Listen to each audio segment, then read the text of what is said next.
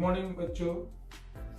आज का जो मेरा ये वीडियो है वो है पश्चिम बंगाल के क्लास 9 का दूसरा पार्ट, पृथ्वी की गति अर्थात मोशन ऑफ द अर्थ।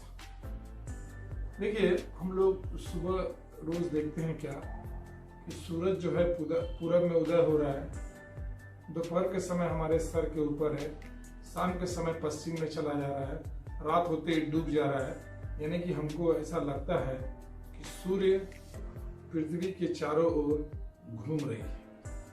लेकिन क्या वास्तव में ऐसा है? वास्तव में ऐसा है नहीं।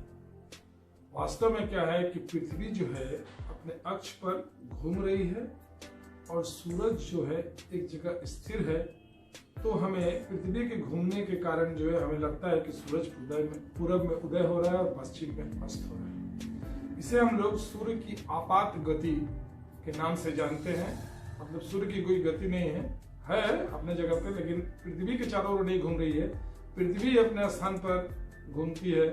तो हमें ऐसा लगता है कि सूर्य जो है पृथ्वी के पूरब में उदय हो रहा है और पश्चिम में अस्त। आप लोग रेल यात्रा किए ही होंगे। रेल में जब आप बैठते हैं तो जैसे लगता है कि सारी की सारी चीजें जो है, रेल भाग रही है तो लगता है कि सारी की सारी चीजें जो है पीछे की तरफ भाग रही है। क्या वास्तव में ऐसा है? वो तो नहीं भाग रही है, वो तो सब स्थिर है। रेल भाग रही है, लेकिन हमको प्रतीत होता है कि वो सारी चीजें, पेड़ हैं, खंबा है, सड़क है और भी जितनी चीजें हैं, खेत है, खलिहान, ऐसा भागता हुआ दिखाई देता है। ऐसा नहीं। तो जो हमें प्रतीत हो रहा है कि सूर्य पूरब में उदय और पश्चिम में अस्त हो रहा है, अर्थात सूर्य की एक गति है, वो पृथ्वी की ही गति है, जिसे हम सूर्य की आपात दैनिक गति के नाम से जानते हैं। आशा करते हैं कि आप समझ गए हैं कि सूर्य की आपात दैनिक गति क्या है। तो आगे बढ़ते हैं। देखिए, पृथ्वी की दो गतियां हैं, एक है परिभ्रमण और एक है परिक्रमण। अर्थात एक है दैनिक गति, जिसे हम लोग घूर्णन के नाम से भी जानते हैं, जिसे हम लोग परिभ्रमण के नाम से भी जानते हैं, रोटेशन उसको इंग्लिश में कहते हैं।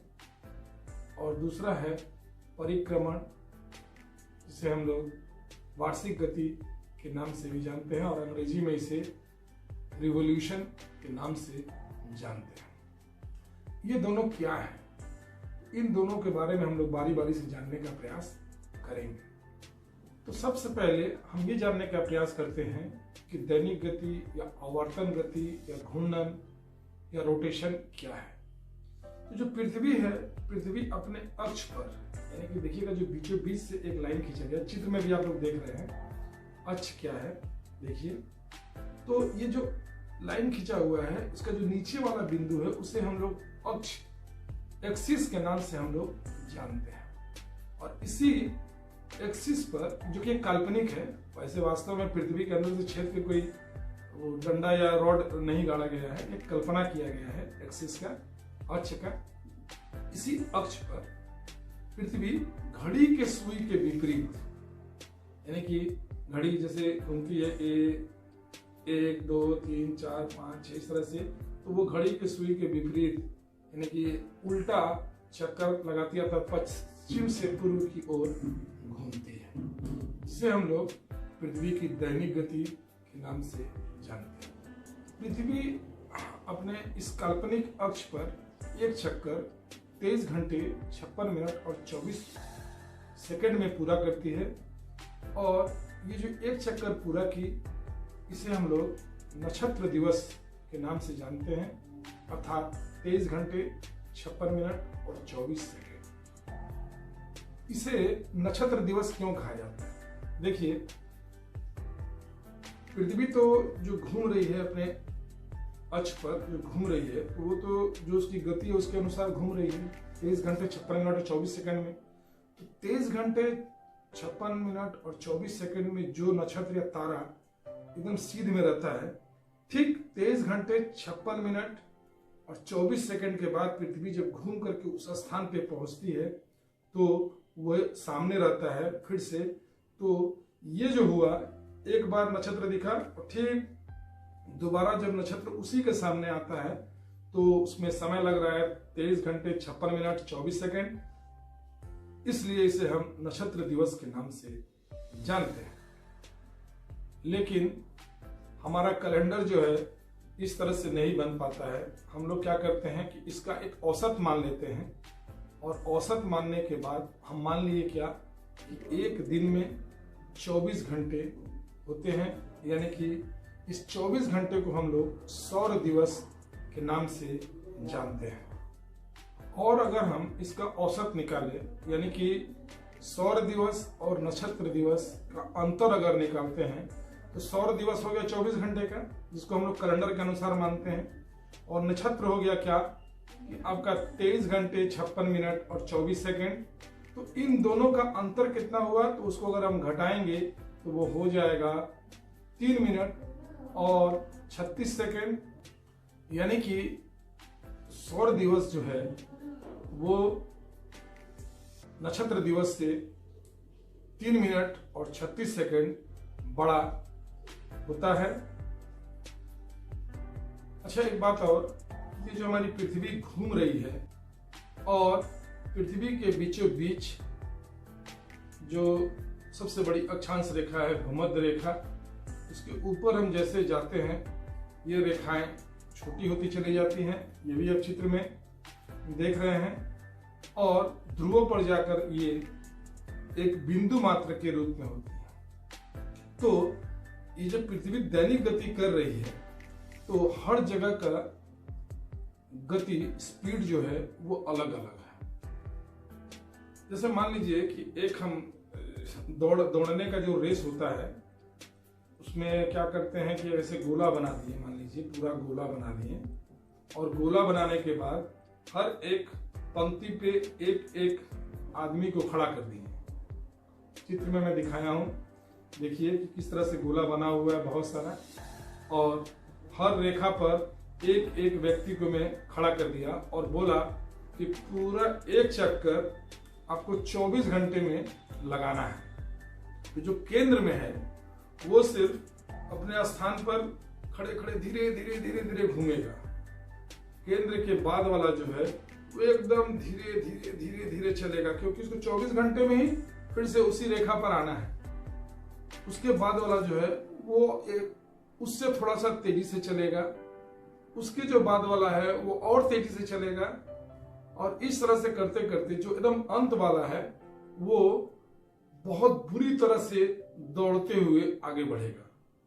उदाहरण के तौर पर मान लीजिए मैं ये छड़ी लिया हूं, ये जो छड़ी है इस छड़ी को मैं यहां से 90 डिग्री तक लाऊंगा, ये लाया, गति एक है सबका गति लेकिन एक नहीं है, समय सबका एक है। यहां से यहां तक आया, सबका समय एक है, लेकिन जो आदमी यहां है उसे सिर्फ इतनी दूरी तय करनी पड़ी, जो यहां है उसको सिर्फ इतनी दूरी तय करनी पड़ी, जो इधर है उसको इतनी दूरी तय करनी पड़ी, जो यहाँ है वो इसको इतनी दूरी तय करनी पड़ी, और जो यहाँ है उसको इतनी दूरी तय करनी पड़ी। ऐसे हाँ, समय लेकिन एक ही है, एक सेकंड में यहाँ से यहाँ तक आना है, तो इसको यहाँ से यहाँ आने में समय कम, माने स्पीड गति इसकी कम हो गई, लेकिन इसका गति बहुत तेजी से। अगर मान लीजिए कि कोई बड़ा फैन चल रहा है, उस फैन को आपको रोकना है, कैसे रोकेंगे? तो किनारे में अगर आप हाथ लगाएंगे ना, हाथ से अगर रोकना है तो आपकी उंगलियां काट देगा वो, क्योंकि उसकी गति बहुत अधिक है। लेकिन जो मोटर है, मोटर के बगल में ऐसे हाथ लगाइएगा तो उसकी गति बहुत कम है, तो वहां पर आप ऐसे हाथ लगाइएगा तो धीरे धीरे धीरे धीरे आप फैन को अगर हल्का सा प्रेशर दीजिएगा तो वो रुक जाएगी। अब मान लीजिए कि हमारी ये पृथ्वी ऐसे है, इस तरह से ये है हमारी पृथ्वी, और ये इसकी गति है, ये गति है। तो अब देखिए ये जो ये वाला भाग है, ये मान लीजिए भूमध्य रेखा है, और भूमध्य रेखा के उत्तर में यहाँ कर्क है, यहाँ उत्तरी ध्रुव है, और ये उत्तरी ध्रुव है, ठीक है। तो हम जब इसको घुमा रहे हैं तो ये जो उंगली है यहाँ पर देखिए ये एकदम सटा हुआ है, तो यहाँ पर जो है इसकी गति एकदम शून्य हो गई इस जगह पे ध्रुवों पर, और ये हम घुमा रहे हैं ऐसे। तो अब ये जो भाग है भूमध्य रेखा पर, इसकी गति सबसे अधिक होगी क्योंकि ये ज्यादा दूरी तय कर रहा है, और 23.5 डिग्री कर्क रेखा पर इसकी गति थोड़ी कम हो जाएगी क्योंकि ये भूमध्य रेखा की तुलना में कम दूरी तय कर रहा है। उसी तरह से उत्तरी ध्रुव वृत्त जो है इस जगह पे, इसकी गति कर्क रेखा की तुलना में और कम हो जाएगी और वो उससे भी कम दूरी तय कर रहा है। और ध्रुवों पर यहाँ पर जो है क्या बोलते कोई गति ही नहीं होगी। देखिए यहाँ कोई गति ही नहीं दिखाई दे रहा है। आशा करते हैं कि इसको समझ गए हैं। अब अगर गति की दृष्टि से देखेंगे तो भूमध्य रेखा पर इसकी गति होती है करीब करीब 1630 किलोमीटर प्रति घंटा, यानी कि भूमध्य रेखा पर पृथ्वी की जो दैनिक गति है वो 1 घंटा में 1630 किलोमीटर चल रही है। कर्क रेखा पर इसकी गति भूमध्य रेखा की तुलना में थोड़ा कम हो जाता है, यानी कि कर्क रेखा पर इसकी गति हो गई 1536 किलोमीटर प्रति घंटा, यानी कि भूमध्य रेखा पर जो है कितना बताया मैं अभी 1630 किलोमीटर प्रति घंटा, और कर्क रेखा पर हो गई वो 1536 किलोमीटर प्रति घंटा।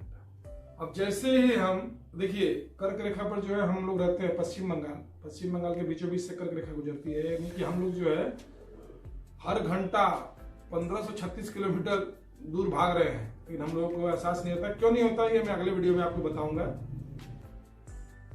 और कर्क रेखा से जब हम उत्तर की तरफ जाते हैं और यानी कि 23.5 डिग्री उत्तरी अक्षांश से और उत्तर गए 45 डिग्री उत्तरी अक्षांश पर, तो वहां पर पृथ्वी की दैनिक गति हो जाती है 1120 किलोमीटर प्रति घंटा, यानी कि भूमध्य रेखा पर सबसे अधिक, उससे कम कर्क रेखा, उससे कम जो है 45 डिग्री उत्तरी और दक्षिणी अक्षांश पे इसकी गति और कम हो जाती है। कितना 1120 किलोमीटर प्रति घंटा। और उसके बाद ध्रुवों पर हम जाते हैं तो उसकी गति शून्य होती है, 0 होती है। तो आशा करते हैं कि इसको जो है आप आसानी से समझ गए होंगे।